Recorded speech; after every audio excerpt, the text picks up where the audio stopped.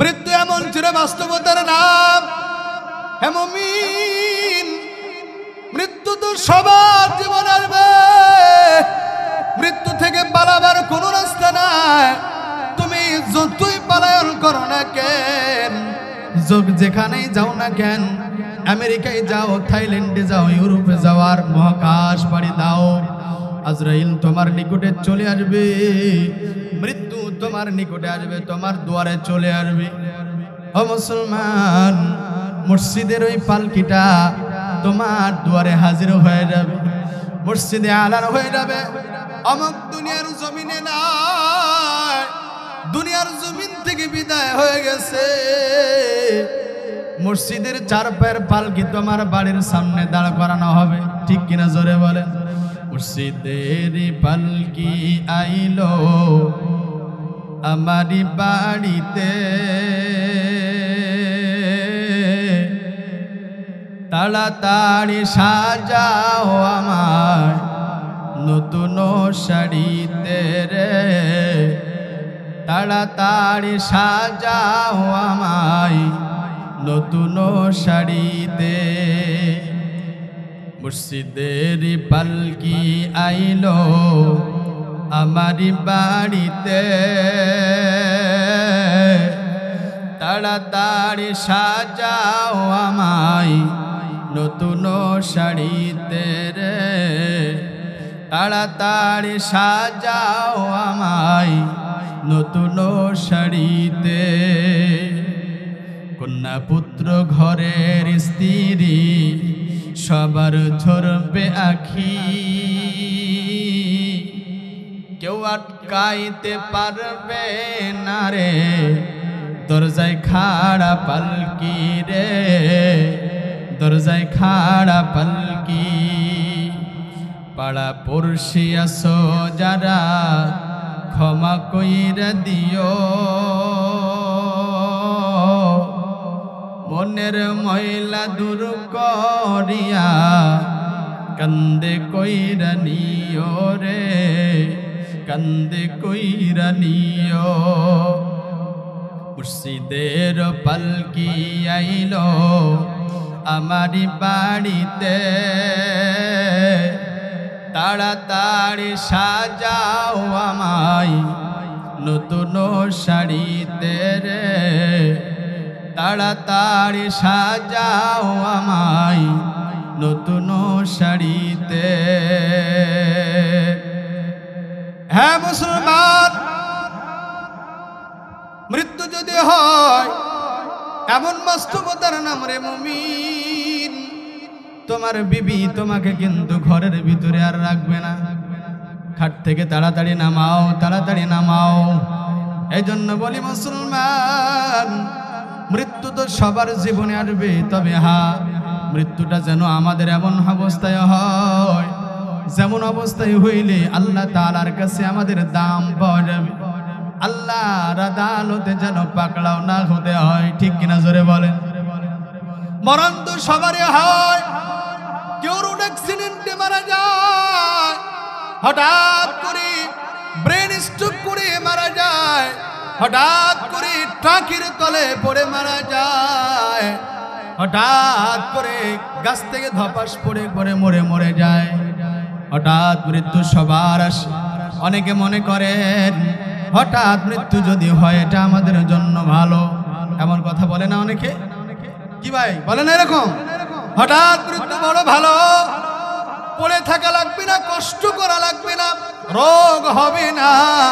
সবাই মনে মনে চিন্তা করে ধপাস করে পড়ে মরে যাব, ভালো হয়ে যাবে, গাড়ির তলে পড়ে মরে যাব, সঙ্গে সঙ্গে সব শেষ হয়ে যাবে, আর কষ্ট ক্লেশ করা লাগবে না। এই যে দীর্ঘদিন পড়ে থেকে ধুকে ধুকে মরার চাইতেও ধপ করে পড়ে মরে যাওয়া ভালো, এমন প্রচলন আমাদের এলাকায় আছে না নাই? এই কথা বলেন না কেন, আছে না নাই? আসলে কি এটা বাস্তব?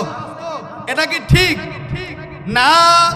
হে মুমিন, আরে সমুদ্র গ্রামের মুসলমান, এটার নাম হলো অকাল মৃত্যু।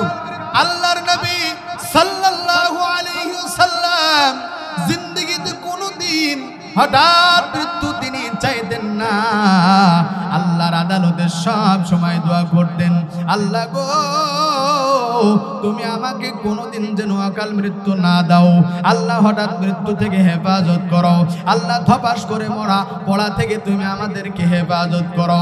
কারণ যে বান্দা হঠাৎ করে মরে যায়, অ্যাক্সিডেন্টে মরে যায়, ধপ করে পড়ে মরে যায়, ও বান্দা কিন্তু জিন্দেগির গুনার হালত না নেক আমলের হালত বান্দার কিন্তু ঠিক থাকে না। বান্দা যদি গুনাহের পরিবেশের ভিতরে রয়, প্রতিটা মুমিনের জীবনে গুনার গুনাহ, এমন কোন মানুষ নাই যে বলতে পারবে আমার জিন্দেগিতে গুনাহ নাই, গুনাহ করি না। প্রত্যেকটা মানুষ কিন্তু গুনাহের ভিতরে লিপ্ত থাকে। আমি যদি হঠাৎ করে এমন গুনাহের পরিবেশ, এমন অবস্থায় যদি আমার মৃত্যু হয়, তাহলে তো গুনার হালতে আমার মৃত্যু হলো। এমন অবস্থায় মৃত্যু হয়, আল্লাহর আদালতে কলঙ্কনি কি করে দাঁড়াবো? গুনার বোঝা নিয়ে আল্লাহর আদালতে কেমন করে দাঁড়াবো? বন্ধুরে, মরার আগে আল্লাহর দরবারে তওবা করার তো নসিব হলো না, ঠিক কিনা জোরে বলেন? যারা ধপাস করে পড়ে মরে যায় তাদের কি তওবা করার সুযোগ পায়? কথা বলেন না কেন? হুট করে মরে গেল, এরা তওবার সুযোগ পাবে? কোনোদিনও না। কিন্তু যে বান্দা মুমিন দীর্ঘদিন পড়ে থেকে ধুকে ধুকে মরে যায়, ওই বান্দা কিন্তু তওবা করার সুযোগ পায়। ও বান্দা নিজে নিজে বুঝতে পারে আমি তো আর বাঁচবো না। ও বান্দা নামাজ আরম্ভ করে, আল্লাহর জিকির আরম্ভ করে, বিছানায় পড়ে পড়ে আল্লাহর বান্দা কিন্তু জবানটা আস্তে আস্তে নড়ায়, আল্লাহর জিকির জবান দিয়ে করে আল্লাহ আমি হয়তোবা আর বেশি দিন দুনিয়ার জমিনে বাঁচবো না। আল্লাহর বান্দা জবান নড়ায় আর আল্লাহ তাআলার জিকির করে, আল্লাহর স্মরণ করে, আল্লাহর কথা মনে করে। নিজের গুনাহের কারণে নিজের জীবনটা, নিজের কলবটা পাপের কারণে যে কলঙ্কিনী করে ফেলেছে, তওবা করে করে আল্লাহর বান্দা সেগুলা মোচন করার চেষ্টা করে। দীর্ঘ সময় যখন বান্দা পায়, নিজে তওবা করে আল্লাহর বান্দা নিজে তওবা করে নিজের গুনাহটা মোচন করায় ফেলে। আল্লাহর আদালতে কান্না করে করে পড়ে থেকে থেকে আল্লাহ তাকে একেবারে পবিত্র বানায়া নিজের কাছে তুলে নেয়। চিৎকার করে বলি আল্লাহু আকবার।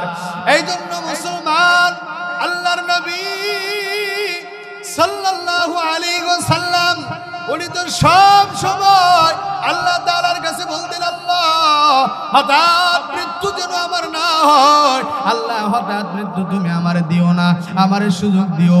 আল্লাহর নবী যখন মারা যায়, আল্লাহর নবী কিন্তু হঠাৎ করে পড়ে মরে যায় নাই। আল্লাহর নবী দীর্ঘদিন ধরে অসুস্থ অবস্থায় পড়েছিলেন, ঠিক কিনা জোরে বলেন? দীর্ঘদিন আল্লাহর নবী রোগাক্রান্ত অবস্থায় ছিলেন। এই জন্য বলি মুসলমান, মৃত্যু তো সবার জীবনে আসবে, কিন্তু মৃত্যুটা যেন আমাদের নেক হালতে হয়, এই দোয়া সব সময় আমরা করব। আল্লাহর আদালতে দোয়া, আমাদের মৃত্যুটা যেন নেক আমলের ভিতরে হয়, গোনা অবস্থায় আমাদের মৃত্যুটা যেন না হয়। যেমন ইমামে মালিক, উনি তো সব সময় আল্লাহর আদালতে দোয়া করতেন। ওনার দিলের তামান্না ছিল আমার মৃত্যুটা যেন নেক আমলে হয়, আর আমার মৃত্যুটা যেন নেক জায়গাতে হয়। উনি সব সময় আল্লাহ তাআলার কাছে দোয়া করতেন, আল্লাহ আমার মৃত্যু যেন সব সময়ের জন্য তোমার কাছে প্রার্থনা, আল্লাহ গো আমার মৃত্যুটা যেন মদিনায় হয়, যেই মদিনার জমিনে আমার দিনের নবী ঘুমিয়ে আছে, ওই জমিনে যেন আমার মরণ হয়। আল্লাহ আমার তুমি এই মদিনায় মরণ দিও। কেন ইমামে মালিক মদিনায় কেন মৃত্যুর কামনা করতেন? কারণ উনি খুব ভালো করে জানতেন, আমি যদি মদিনায় মারা যায়, কিয়ামতের দিন কঠিন মুসিবতের ময়দানে আল্লাহর আদালতে দাঁড়াবো। আল্লাহর নবী যেই জমিন থেকে দাঁড়াবে, আমি ইমামে মালিক ওই জমিন থেকে দাঁড়ায় যাব। আল্লাহর নবীর সঙ্গে যখন দাঁড়াবো, আল্লাহর নবীর সঙ্গে হাসর নাসর আমার নসিব হবে। আর আমার নসিব যদি আল্লাহর নবীর সঙ্গে হাসর হয়, আমার কপালটা বড় ভালো কপাল, আমার কপালটা দামি কপাল। আল্লাহর আদালতে ছাড় পায়া আল্লাহর প্রিয় বান্দা হওয়া যাবে, ঠিক কিনা জোরে গান। মনে বড় আশা ছিল যাব মদিনা। মদিনায় যাওয়ার ইচ্ছা কার কার আছে একটু হাত তুলে দেখান ইনশাআল্লাহ। আর একটু জজমানি হাত তুলেন না ভাই। মদিনায় যাব ইনশাআল্লাহ, আল্লাহ আমাদের কবুল করুক, জোরে বলেন আমিন। মনে বড় আশা ছিল যাব মদিনা।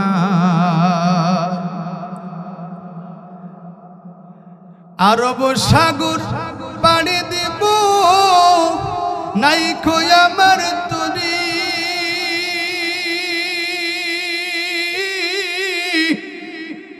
দিশেহারা হয়ে আমি দেশে রইছি পড়ি। আরব সাগর পাড়ি দিব নাই কই আমার তরি।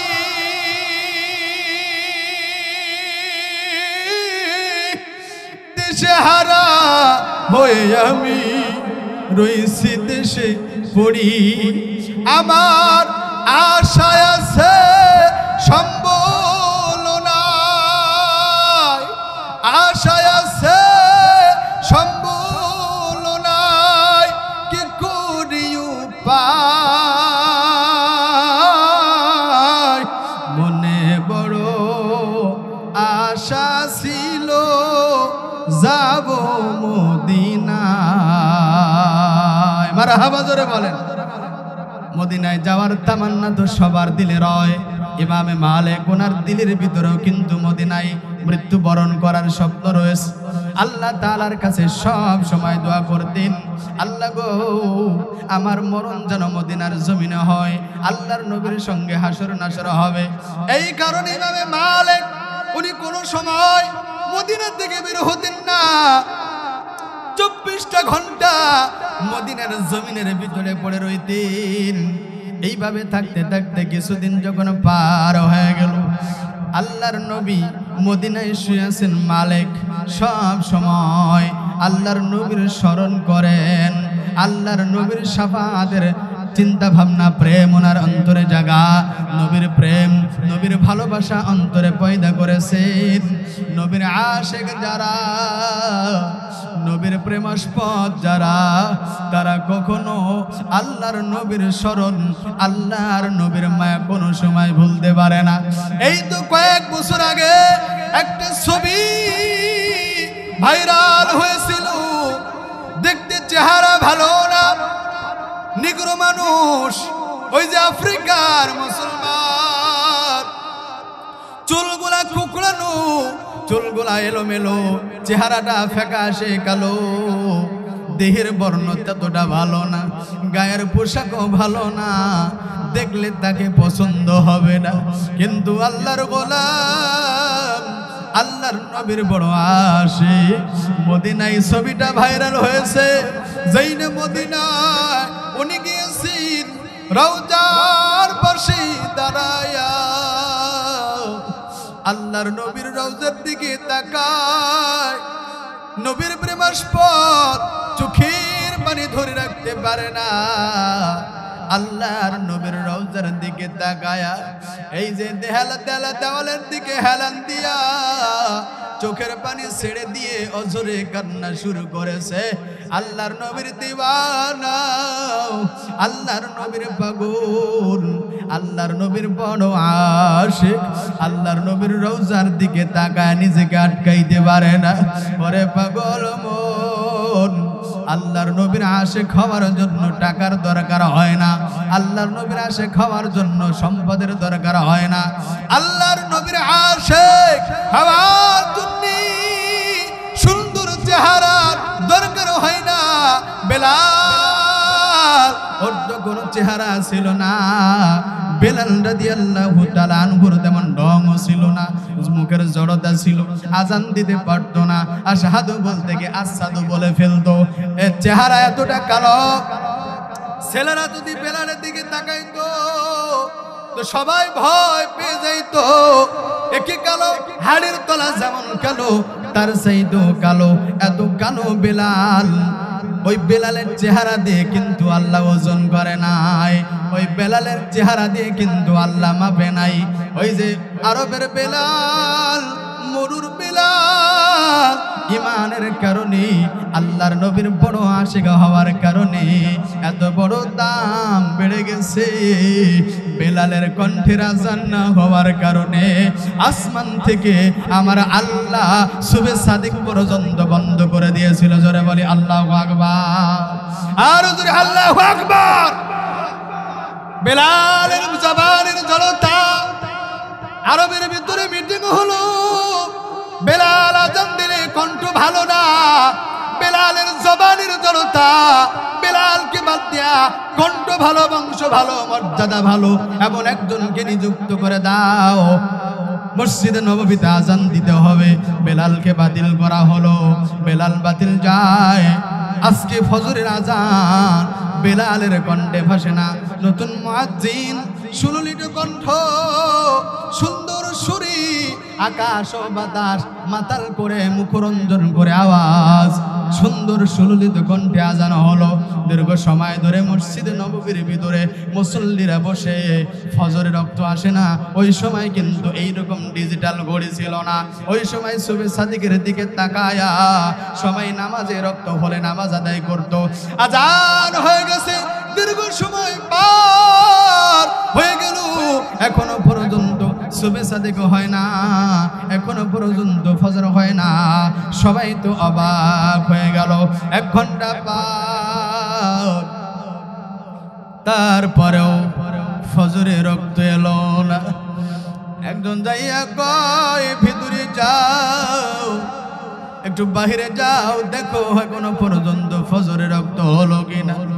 বাহিরে যায়, যাওয়ার পরে দেখে না কোনো ভাব নাই, এখনো পর্যন্ত ফজরের নামাজ রক্ত হলো না। দীর্ঘ সময় বসে থাকে মুমিন, তারপর ফজরে রক্ত হয় না। 2 ঘন্টা পার ভাব হয়ে যাবে।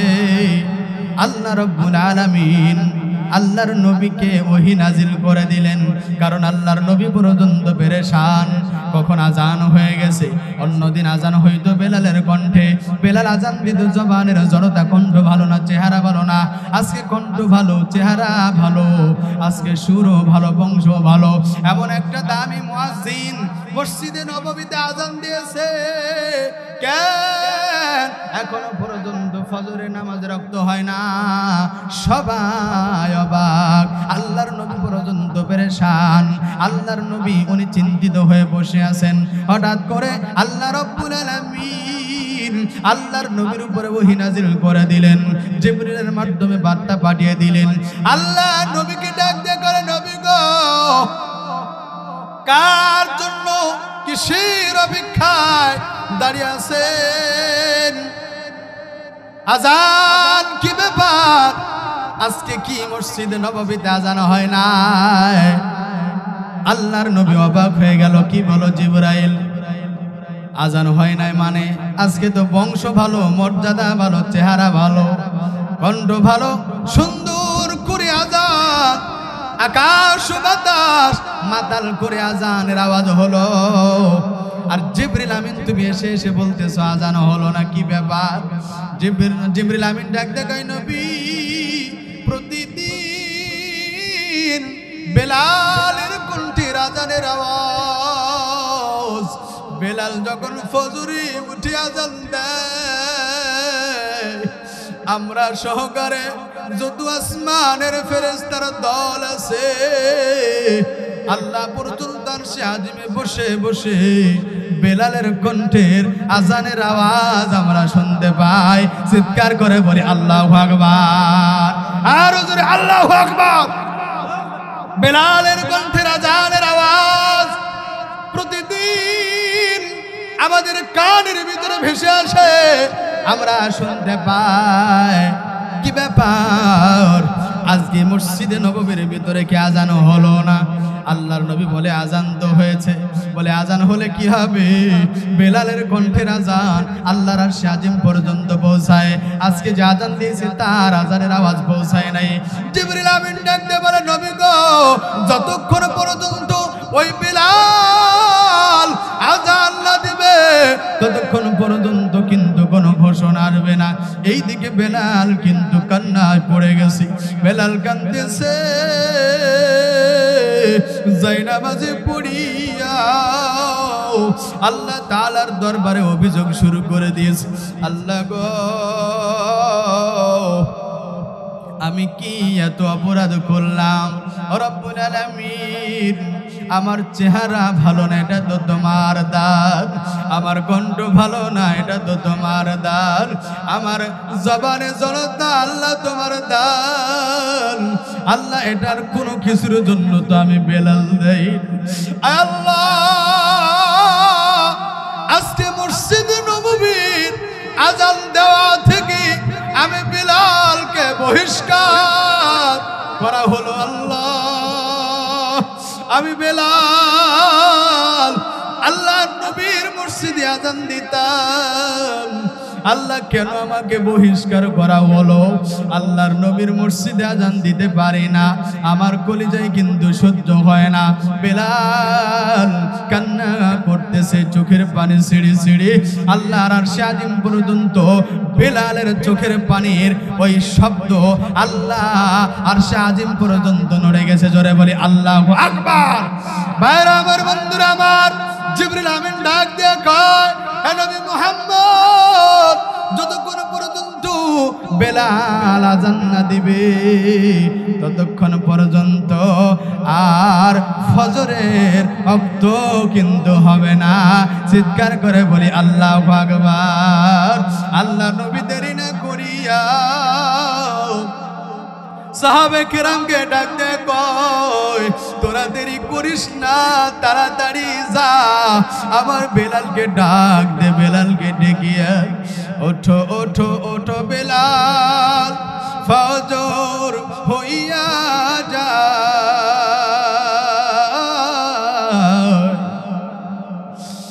মধুর সুরে আজান দেও রে, শুনতে মনে চায়। ওঠো ওঠো ওঠো বেলাল, সময় বইয়া যায়, মধুর সুরে আজান দেও গো, শুনতে মনে চায়। মারহাবা, জোরে বল। এই যে বেলাল, বেলালের এত দাম কেন হলো রে মুমিন?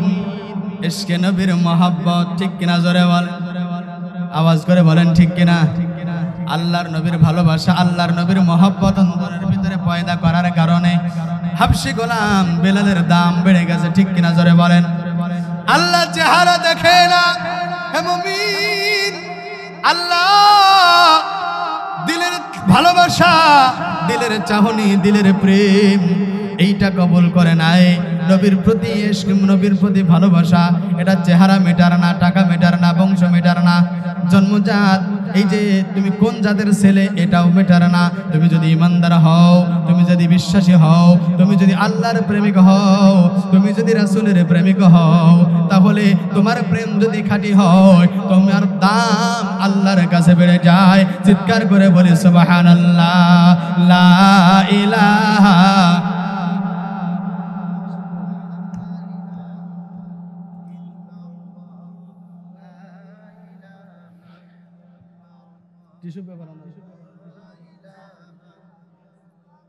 मोहब्बत ला इलाहा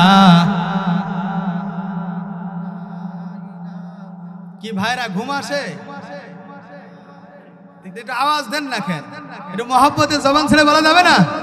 একটু মহব্বতে একটু বলি লা ইলাহা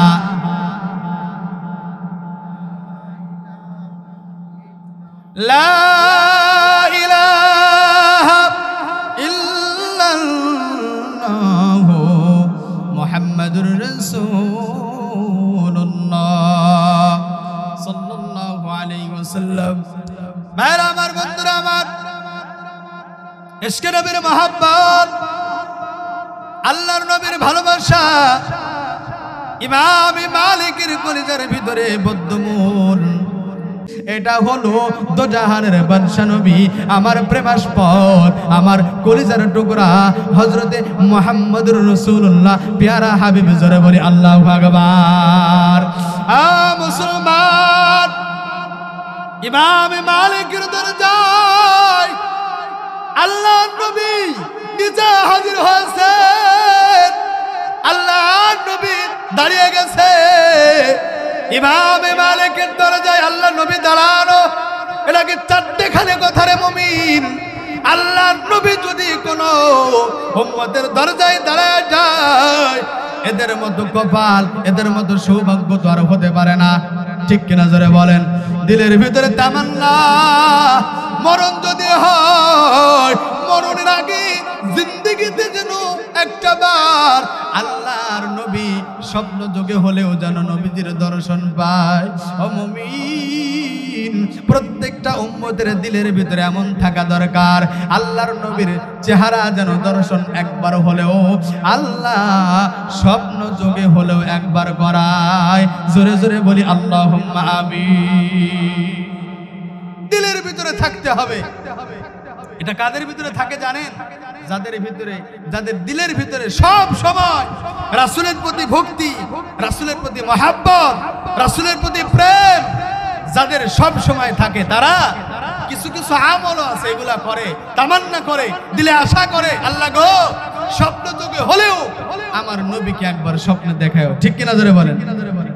আল্লাহর নবীকে সালাম পাঠাই, আল্লাহর নবীকে দুরুদ পাঠাই, আল্লাহর নবীর নামের স্মরণ করে করে, আল্লাহর নবীর জন্য দোয়া করে করে, দুরুদ ইব্রাহিমের আমল সব সময় করে, সব সময় আল্লাহর নবীকে সালাম পাঠানো। এটা হলো প্রকৃত উম্মতের দরদীর ও প্রকৃত খাঁটি উম্মতের আমলের কাজ। বাংলার প্রান্ত হতে রাসূল তোমায় দিল সবিলাম, বাংলার প্রান্ত হতে রাসূল তোমায় দিল সবিলাম, রাসূলের রওজা মোবারকে জানাই লাখো সালাম, রাসূলের রওজা মোবারকে জানাই লাখো সালাম। বাংলার প্রান্ত হতে রাসূল তোমায় দিল সবিলাম, বাংলার প্রান্ত হতে রাসূল তোমায় দিল সবিলাম, রাসূলের রওজা মোবারকে জানাই লাখো সালাম, রাসূলের রওজা মোবারকে জানাই লাখো সালাম। লা ইলাহা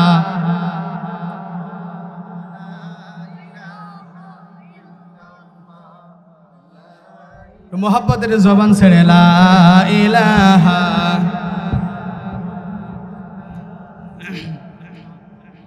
লা ইলাহা ইল্লাল্লাহু মুহাম্মাদুর রাসূলুল্লাহ সাল্লাল্লাহু আলাইহি ওয়াসাল্লাম। মহিলা প্যান্ডেল থেকে আমার কাছে এই মুহূর্তে খবর আসলো, মহিলা প্যান্ডেলে জায়গা হচ্ছে না, আর জায়গা হবেও না। ঠিক কিনা? কি পিছনের ভাইরা ঘুমান নাকি? চেতনা আছেন তো? হাত আর একবার তোলেন। নারায়ে তাকবীরের ভাব দেখে তো ঘুম আমারই আসতেছে।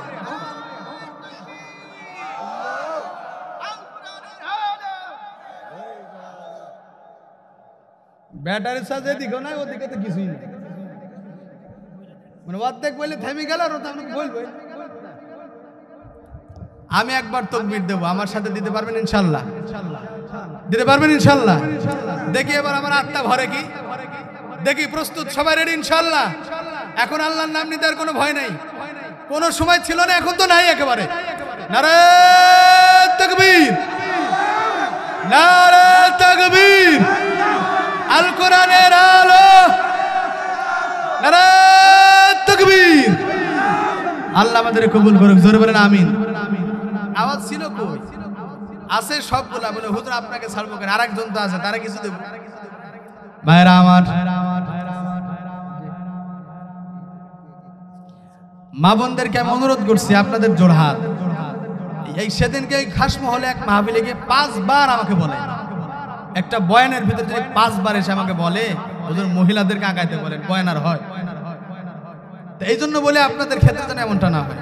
আপনাদেরকে একবারই জোড়হাত করে বলে দিচ্ছি যে পর্দায় মনে এই যে দেখা যাচ্ছে, আপনাদেরকে জোড়হাত করে বলছি, আপনারা সামনের দিকে আগিয়ে বসেন, চেপে চেপে বসেন, অন্য মা বোনদেরকে জায়গা করে দেন।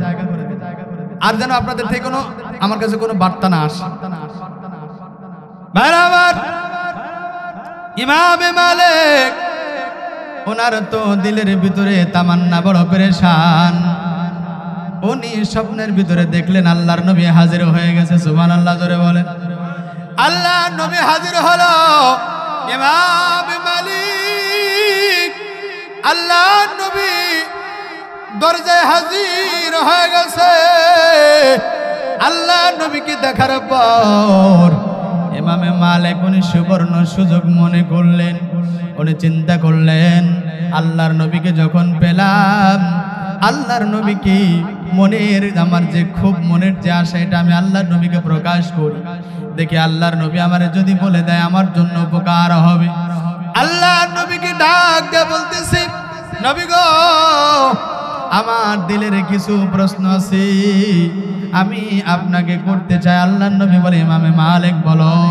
ইমামে মালিক প্রশ্ন করতেছেন, নবী আমার, আপনার কাছে আমার জানার প্রশ্ন হলো, আমার হায়াত কতদিন আছে, কতদিন আমি এই দুনিয়ার জমিনে বাঁচবো, যদি একটু বলে দিতেন আমার জন্য বড় উপকার হতো। ও ভাইরা আমার, বন্ধুরা আমার, ইমামে মালিক যখন হায়াত সম্পর্কে প্রশ্ন করলেন, আল্লাহর নবী এতক্ষণ পর্যন্ত উনি তো হাস্যোজ্জ্বল ছিলেন। যেই ইমামে মালিক এমন প্রশ্ন করেছেন, প্রশ্ন করার সঙ্গে সঙ্গে আল্লাহর নবীর চেহারা মলিন হয়ে গেল। আল্লাহর নবী রাগ রাগ ভাব হয়ে গেলেন। হয়ে যাওয়ার পর আল্লাহর নবী জবান দিয়ে কোনো কথা বলে না, শুধুমাত্র এইরকম 5টা আঙ্গুল দেখাইলেন। 5টা আঙ্গুল দেখায়া উনি আবার নিশ্চুপ মনে চলে গেলেন। ইমামে মালিকের ঘুম ভেঙে গেল। ঘুম ভেঙে যাওয়ার পর ইমামে মালিক আরো পেরেশান হয়ে গেলেন। আল্লাহ নবী ঘুমের ভিতর রাত্রে বেলায় আমার তো হাতের 5টা আঙ্গুল দেখাইলো, এটা দ্বারা কি আল্লাহর নবী জবাব দিল? আমার হায়াত কি 5 ঘন্টা, না 5 দিন, না 5 সপ্তাহ, না 5 মাস, না 5 বছর আমি বাঁচবো? আমি তো কোনোই সমাধান পেলাম না, আরো পেরেশান। কি করা যায়? ওই সময় শ্রেষ্ঠ স্বপ্নের ব্যাখ্যাবিদ ইবনে সিরিন ইমামে মালিক ওনার একজন শাগরেদকে ডাক দিয়ে বলে, শাগরেদ, তাড়াতাড়ি যা আল্লামা ইবনে সিরিনের কাছে যা, আমার স্বপ্ন বল, আমার স্বপ্নের ব্যাখ্যাটা একটু জেনে আয়। আমার মনে পেরেশানি ভাবে কোনো পর্যন্ত গেল না। শাগরেদ দেরি না করিয়া উনি দৌড়াইতে দৌড়াইতে ওই জামানার জগৎ বিখ্যাত স্বপ্নের ব্যাখ্যাগার ইবনে সিরিনের কাছে দৌড়াইতে দৌড়াইতে চলে গেলেন। যাওয়ার পর সেখানে সালাম করলেন। করার পর উনি স্বপ্ন বৃত্তান্ত বর্ণনা করলেন। করার পর ব্যাখ্যা জানতে চাইলেন। ইবনে সিরিন উনি জবাব দিলেন, স্বপ্নের ব্যাখ্যা বলবো, তবে নাম বলতে হবে। স্বপ্নটা কে দেখেছে? বলে নাম বলতে পারন? নাম বলা যাবে না। ইবনে সিরিন ডাক দিয়ে বলে, নাম যদি না বলিস তাহলে ব্যাখ্যাও বলা যাবে না। নাম আগে বল, এরপরে ব্যাখ্যা বলবো। নাম না বললে ব্যাখ্যাও বন্ধ থাকবে, বলা যাবে না। তবে হ্যাঁ, শুনে রাখো, আমার ধারণা এমন স্বপ্ন এই জামানায় ইমামে মালিক ছাড়া আর কেউ দেখতে পারে না। চিৎকার করে বলি আল্লাহু আকবার। আমার ধারণা ইমামে মালিক এমন স্বপ্ন দেখবে। শাগরেদ আবার দৌড়ে গেছে। ইমামে মালিকের কাছে যাওয়ার পর ডাক দিয়ে বলতেছেন, হুজুর, স্বপ্নের ব্যাখ্যা নেব। নাম না বললে স্বপ্নের ব্যাখ্যা বলবে না। নাম বলার জন্য বলেছে। বলে তাই নাকি? বলে হ্যাঁ। আবার একটা ভবিষ্যৎবাণী আর একটা আন্দাজে কথাও বলেছে। বলেছে। বলে কি বলেছে বল? আর একটা কথা বলেছে, আমার জানা মতে এই জামানায় এরকম স্বপ্ন জগৎ বিখ্যাত আলেম ইমামে মালিক ছাড়া আর কেউ দেখতে পারে না। আল্লাহ, আল্লাহু আকবার। ইমামে মালিক এই কথা শোনার পর বলে, নাম যখন প্রকাশ হয়ে গেছে, যা আবার ছুটে যা, তাড়াতাড়ি যা, যাইয়া বল আমার নাম প্রকাশ করে দে। যেহেতু নাম আন্দাজেই বলে দিয়েছে, এবার প্রকাশ করে দে, আর গোপন করে তো কোনো কাজ নেই। ও শাগরিদ যা, আমার নাম বলে তুই ব্যাখ্যা নিয়ে আয়। আবার শাগরিদ দৌড়াইতে আল্লামা ইবনে সিরিনের দরবারে চলে গেছেন। ইবনে সিরিনের দরবারে যাওয়ার পর এমন সালাম করলেন আর বললেন, হুজুর। উনি আবার নিজের নামটা প্রকাশ করে দিয়েছেন। হ্যাঁ হ্যাঁ, আপনার ধারণাই ঠিক, ইমামে মালিক স্বপ্নটা দেখেছে। হুজুর, এবার আপনি স্বপ্নের ব্যাখ্যা কন। যেই না বলেছেন, উনি তখন বর্ণনা দিতেছেন। আর উনি সেই সময় আল্লাহর কোরআনের ওই আয়াতটা সর্বপ্রথম তেলাওয়াত করলেন। ইন্নাল্লাহ ইনদাহু ইলমুস সাআ ওয়া ইউনাজ্জিলুল গায়স ওয়া ইয়ালামু মা ফিল আরহাম। এমন করে শেষ পর্যন্ত আয়াতটা তেলাওয়াত করলেন। আয়াতটা তেলাওয়াত করার পর শাগরিদকে ডাক দিয়ে বলতেছে, শাগরিদ, তোমার ইমাম মালিককে যাইয়া ডাক দিয়ে বলো, আল্লাহ রাব্বুল আলামিনের কাছে 5টা জ্ঞানের খাজানা আছে। আল্লাহ রাব্বুল আলামিনের কাছে 5টা জ্ঞানের ভান্ডার আছে। এই জ্ঞানটা আল্লাহ তাআলা নিজের কাছে রেখেছেন। আল্লাহ ওনার নবীকে পর্যন্ত এটা প্রকাশ করে নাই। যেই না ইমামে মালিক রাত্রিবেলায় স্বপ্নের ভিতর আল্লাহর নবীকে হায়াত সম্পর্কে প্রশ্ন করেছেন, আল্লাহর নবী তো জানে না ইমামে মালিক কবে মৃত্যুবরণ করবে। যখন উনি বলতে পারলেন না, ওনার মনে দুঃখের ছাপ, উনি মলিন হয়ে গেলেন, মুখটা মলিন করলেন। মলিন করার পর হাতের 5 আঙ্গুল দিয়ে ইশারা করে বুঝাইলেন, ও মালিক, তুমি যে আমারে প্রশ্ন করতেছো, তোমার মৃত্যু কবে হবে, কোন জায়গায় হবে? মালিক শোন, এরকম 5টা জ্ঞানের ভান্ডার আল্লাহ তাআলার কাছে বদ্ধমূল। আল্লাহ যেটা নিজের কাছে বদ্ধমূল রেখেছি, আল্লাহ আমি নবীকে পর্যন্ত এটা বলে নাই। ওই জ্ঞান আল্লাহ তাআলা নিজের কাছে বদ্ধমূল রেখেছেন, আমি পর্যন্ত সেটা সম্পর্কে বলতে পারবো না। এই জন্য আল্লাহর নবীর মুখটা মলিন হয়ে যায়, আল্লাহর নবীর চেহারা মলিন হয়ে যায়।